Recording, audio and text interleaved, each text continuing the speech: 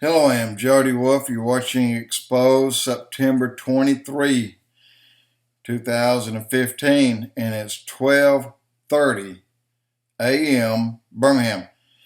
And topic, Pope prophecies, P-O-P-E, prophecies. And I want to tell you a little bit why so many people are calling it Pope prophecies. Because in Daniel it talks about these terrible prophecies, and in Ezekiel it talks about prophecies, and some of the older books talk about the prophecies. They all talk about, and of course in Revelations, about the things to come when Satan is cast down to earth, when he comes here to live among us. And when he is cast down, that means he's kicked out of heaven permanently. He goes before God every day and judges you and I. He tells God, hey, I saw Jody just yesterday, just last night, or I saw him this morning doing stuff. He's always in front of God accusing us. He's the accuser. And believe me, he accuses every single one of us. I heard it well said one time when somebody was talking about the rapture of the church. Somebody asked, well, look, what if you're saved, you've accepted Christ, you know you did, but you slipped, and you're doing something you shouldn't be doing, and boom, the rapture occurs. Well, his answer was, well, try to not be caught doing something like that you shouldn't do, because you may be embarrassed. Doesn't mean you lose your salvation. You're just caught in a bad situation. And embarrassment will, believe me, at that time you would feel the true meaning of embarrassed. And I heard people talk about the 1,000-year millennium. And in the 1,000-year millennium, people will be so set against sin that it will be real frowned upon, very frowned upon.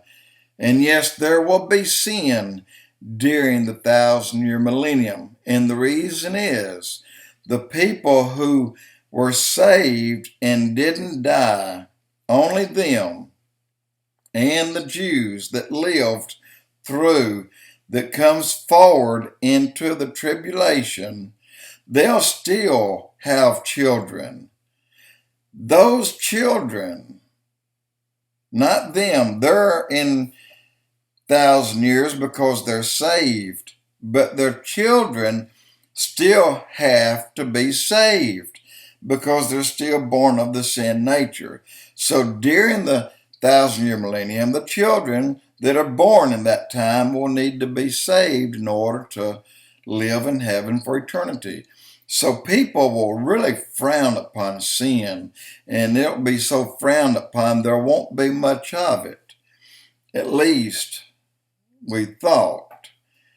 At the end, when Satan is released for a little while to bring his armies once again against the armies that made it through the tribulation of people who were not saved, it's just a movement, not a battle. It's just a movement.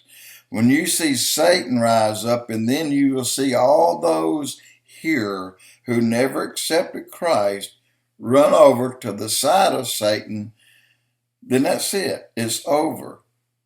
They made their decision where they're going to go. And then, boom, Satan and all those are cast into hell for eternity. So then there's no more sin on earth. But let me tell you, when Jesus read the Bible during his day, he read from this book, the Septuagint. This is the book he read from. And that book is not available today in the canonized Bible.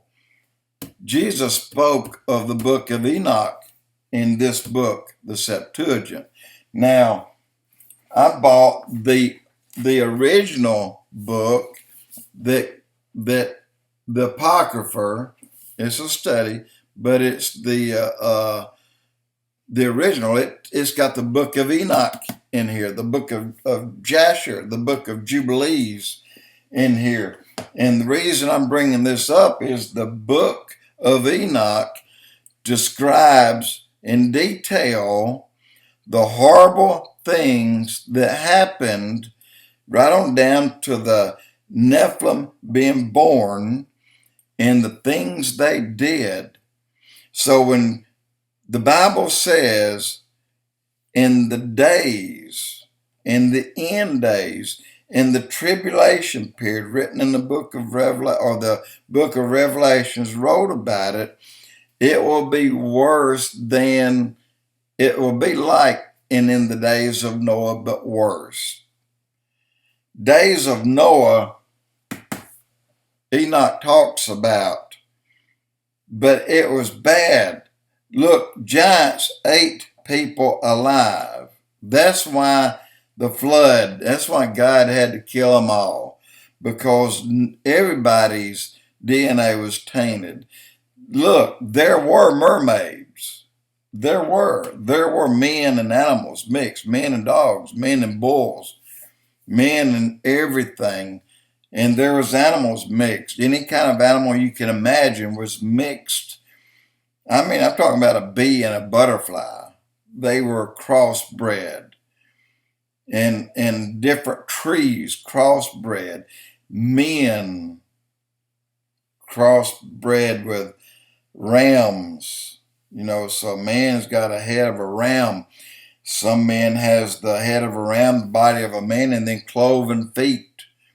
Those are real beings that you see chiseled out in the walls of the pyramids. They're real. They were real. They walked among men in those days. They were the Nephilim. And guess what? They're doing it again today. In every state in the United States, in many places. One place I know of, as I grew up, I used to wash cars for them at the age of 14 and 15 and 16 years old. It's called the Southern Research Institute in Birmingham, Alabama. I remember back then, people that worked with them told me the things that they experimented on. They told me these things when I was a kid. Well, all this went over my head. When they had rabbits there and experimented on them, I didn't know that they were talking about experiments. I thought they were talking about making a different type of perfume. But no, they were real experiments.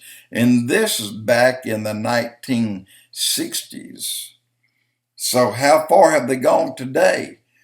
Well, they're right now, they can probably amass a few million men that they've already crossbred, and they're called super soldiers. No telling what they look like. They don't die without being beheaded. Nephilim, the real beings have been found throughout the world. I did a blog here a while back, but I'll remind you, a Nephilim was found in Afghanistan. Some Afghans found him in a cave. He was in a deep sleep, but they couldn't get within 10 or 12 feet of it because their head would literally explode. It killed a lot of people. But by the books of Enoch that did escape, remember God said for Enoch to write all of the books, one of each year, and there was 365 or 366 books of Enoch. We have 2 of them. Where are the others? All the others are the how-to books. how to crossbreed these things, how to mix the DNA. So somebody has got their hands on them. We do know that Hitler had at least one of the books. We do know the Illuminati has got at least one of the books. Maybe between the two, they have a lot of them. But when you have a book that details how to build a flying saucer, that they'll really fly, and it's anti-gravity, and it can go at 7,000 miles an hour and stop on a dime, and the people in it won't fly through the walls of it. You know, they're protected by a bubble that is within gravity, that gravity doesn't move one way or the other. So that's why they can make right turns doing 7,000 miles an hour and turn 90 degrees or turn 3 or 180.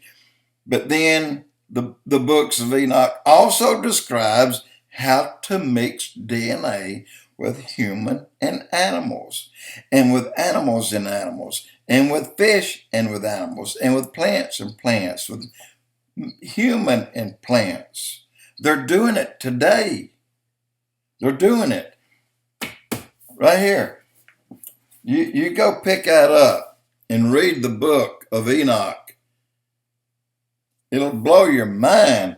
Go type in Tom Horn. Type in Tom Horn. Type in Tom Horn /DNA mixing. It'll scare you, and it's true.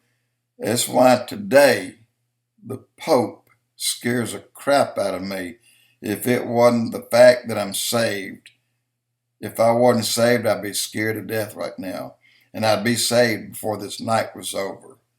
Jody Wolf Expoz.